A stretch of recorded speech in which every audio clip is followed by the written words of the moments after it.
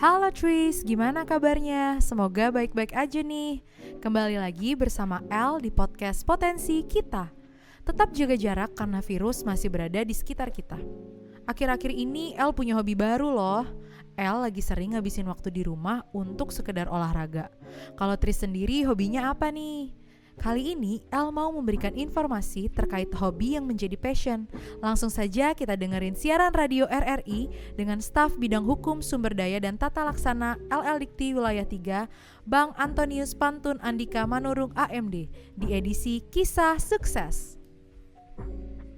91,2 FM Pro 1 RRI Jakarta, kanal inspirasi. Terima kasih Anda masih bersama kami di Lintas Jakarta sore hingga pukul 19 waktu Indonesia Barat bersama saya Bugi Satrio.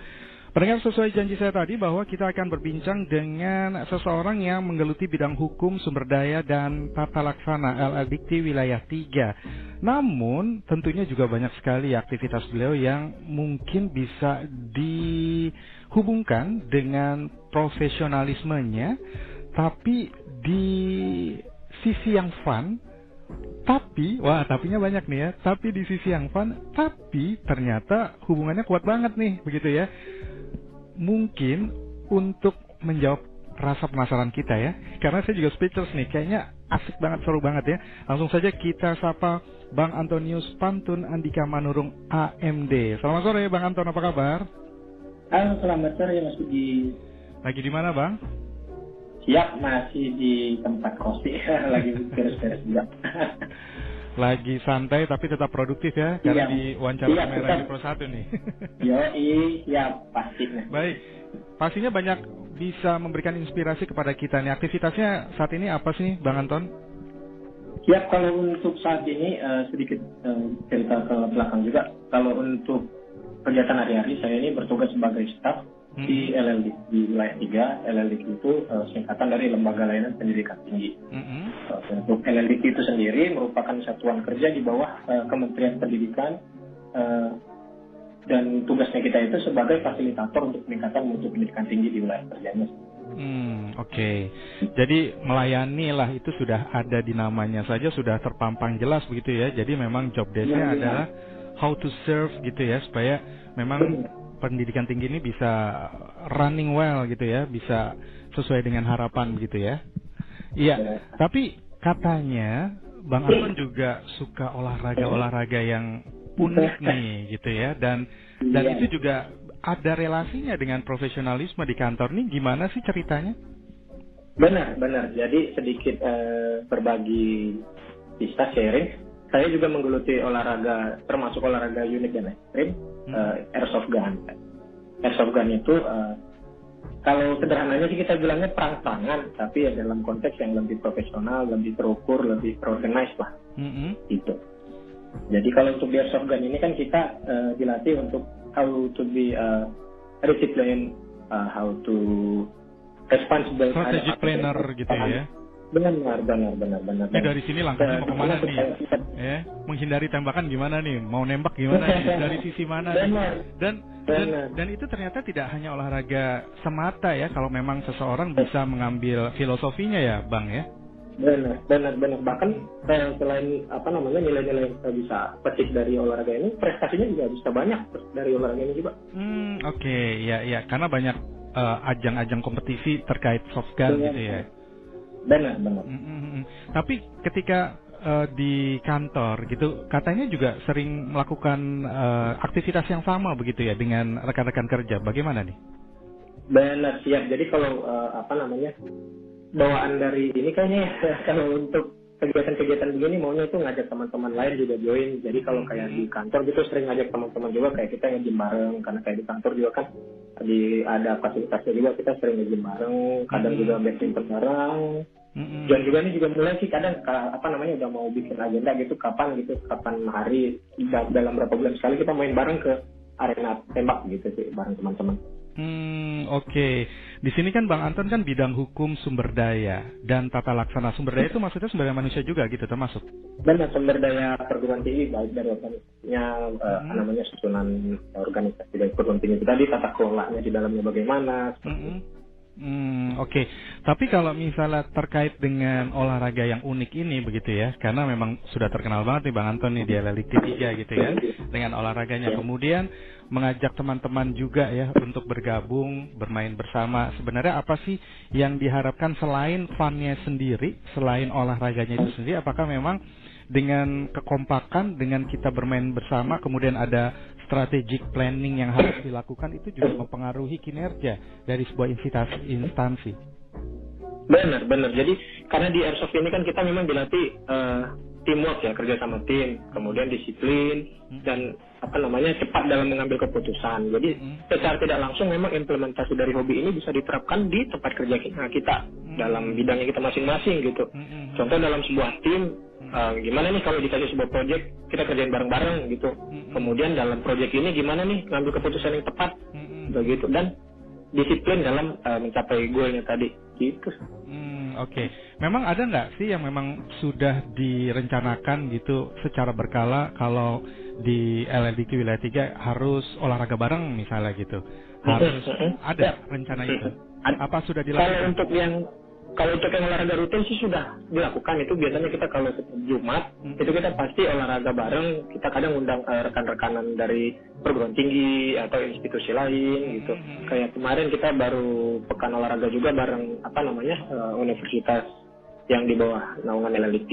Ini juga kedepannya kita bakal lebih sering lagi job-job yang begitu kita rutinin gitu sih. Oh gitu. Goalnya apa sebenarnya? Selain kekompakan, kemudian pasti sehat gitu ya. Kemudian benar. Bisa bekerja sama secara tim gitu. Apalagi sebenarnya yang diharapkan dari olahraga bareng. Kemudian apakah ada olahraga khusus yang memang ditargetin gitu? Jadi nggak semua olahraga. Baik, kalau untuk goalsnya paling pertama sih yang tadi saya bilang beberapa kunci utama dari penerapan olahraganya tadi. Tapi sembari juga kita berusaha untuk menambah relasi kita, memperluas koneksinya kita tadi semakin sebesar-besarnya gitu sih. Jadi ketika kita mempunyai soft case atau apa, kita sudah punya pegangan yang kuat gitu. Dan untuk olahraganya sendiri kita juga kasih kebebasan ke rekan-rekan semua mau olahraga apa. Contoh mungkin ini dalam waktu dekat kita lagi coba sih canangin senam pagi bareng gitu. Dan kalau bisa nggak di kita doang, kita juga undang teman-teman sekitar kantor buat olahraga bareng kita gitu. Kan ada juga ya satu informasi yang mengatakan bahwa hobby for successful career gitu ya in the future gitu ya. Jadi hobi ini sebenarnya bisa membuat karir kita lebih sukses di kemudian hari. Nah ini bagaimana Bang Anton memaknainya? Benar. Jadi sebenarnya kalau untuk awamnya kita menganggap hobi adalah pelariannya kita gitu dari stresnya kita di tempat kerja gitu kan. Jalan keluarnya supaya kita terlalu stres nih ya, luangin waktu dengan hobi. Nah ternyata bukan cuma sebagai sarana melampiaskan stres doang nih hobi ini. Ternyata banyak hal-hal positif yang bisa didapat dari seseorang itu mempunyai sebuah hobi. Seperti saya bilang tadi, dari hobi dia bisa menjadi lebih disiplin, dia lebih menghargai waktu, dia bisa mengambil keputusan secara tepat dan cepat, kemudian dia juga bisa menjalin networking yang lebih baik dengan sekitarnya. Itu sih banyak hal positif dari hobi itu tadi. Berarti kalau secara highlight, mungkinkah itu olahraganya yang memang teamwork, bukan yang individual, kemudian olahraganya juga yang goalnya prestasi, bukan yang senang-senang aja? Apakah mungkin? Benar. Kan seperti saya bilang tadi, kalau untuk olahraganya kan kita tetap bebaskan kepada tiap masing-masing. Selama memang si individunya tadi senang dalam menjalankan kegiatan tadi. Kalaupun bisa dapat beberapa poin-poin plus tadi, ya syukur gitu loh. Ternyata dia selain menjalankan hobi tadi, dia punya banyak goals-goals yang bisa dia capai, baik untuk dia sendiri ataupun bisa dia terapkan kepada sekitarnya. Dan syukur jika setelah diterapkan dia malah mendapatkan feedback yang baik gitu tadi, baik untuk dia sendiri ataupun sekitar dia juga tadi. Misalnya prestasi begitu ya. Benar. Tadi juga Bang Anton bilang mungkin kita dengan olahraga juga bisa punya network yang lebih luas begitu ya. Benar. Kalau kita ambil contoh kecil aja, kayak contoh saya menggeluti olahraga airsoft ini, ternyata setelah menggeluti olahraga ini, padahal saya di Jakarta sendiri baru April kemarin pindah. Dan syukurnya baru beberapa bulan saja ini udah banyak networking yang sudah saya jalin, baik dari teman-teman dari angkatan militer, kepolisian, institusi lain. Ya syukur juga sih. Di foto-fotonya juga ada yang sama bule-bule gitu ya, airsoft gun. Nah, jadi di satu sisi komponennya itu tadi karena networkingnya luas, jadi tidak ada batasan. Jadi itu salah satu foto yang saya share kemarin, itu ada kunjungan dari rekan-rekan dari SFAB US Army, tentaranya US, kunjungan ke Indo. Nah, jadi waktu dalam agendanya mereka, kita diminta nih orang-orang dari olahraga airsoft, temenin mereka nih kegiatan bareng. Ya, experience yang luar biasa sih. Pertama kalinya kita biasanya tembak-tembakan sama situ, ini tembak-tembakannya sama tentara Amerika gitu. Udah tentara Amerika lagi yang gede-gede ya. Amerika lagi. Benar. Tapi how did you feel ketika harus berkompetisi dengan mereka gitu yang mungkin apostrofi ya different lah gitu sama kita. Benar. Memang sudah bidangnya mereka gitu ya, sudah terpatri kalau mereka militer gitu. Kemudian apa yang dirasakan saat itu? Di awal memang sih deg-degan ya pasti, karena kita ini cuma sipil ini cuma hobi, sementara mereka memang ditempa untuk melakukan demikian kan gitu. Tetap deg-degan gitu banyak ditembak dong, Bang. Nah, justru hal yang lucu ketika saat kemarin kompetisi, malah tim US yang gugur. Malah penonton juga malah kaget. Ya, 3-on-3 kemarin lawan tim US, malah tim US-nya yang luar biasa. Ternyata Bang Anton bisa jadi komandan ini dong ya. TNI dong. Luar biasa. Nah, ini juga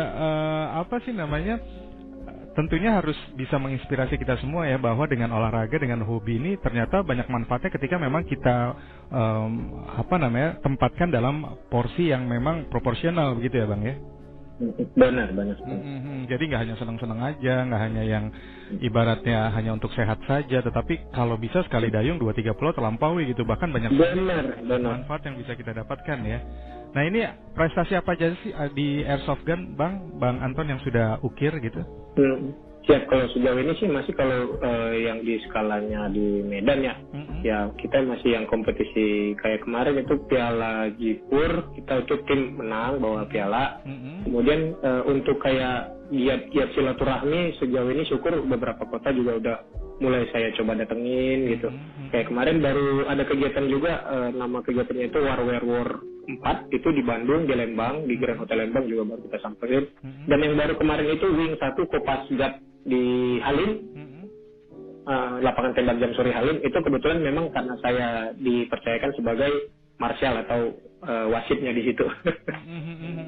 Wah, ini sebenarnya bisa dibuat besar ya, bisa skala nasional, kemudian bekerja sama dengan media, dengan institusi pendidikan tinggi, dengan industri begitu ya, saling mendukung. Dan dibuat besar nih, gimana rencana ke depan nih? Kita buat besar gimana Bang?